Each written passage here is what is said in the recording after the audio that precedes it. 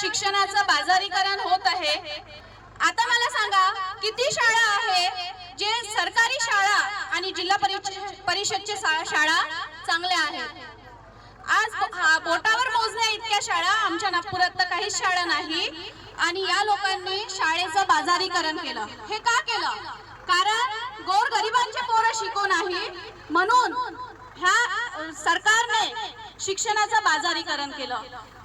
कुठलीही झाली की पहिले शाळा आणि स्वास्थ्य म्हणजे हॉस्पिटल याची निर्मिती करते प्रायव्हेट, ठीक आहे।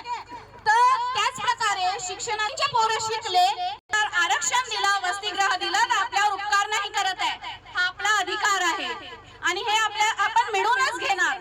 यासाठी मी सर्व गाववासियांना विनंती करते की जास्तीत जास्त संख्येने ओबीसी जनगणना झाली पाहिजे। यासाठी सतत जी आम्ही रॅली काढतो, आंदोलन करतो किंवा कुठलीही सभा लावतो त्यामध्ये मोठ्या संख्येने सहभागी व्हा।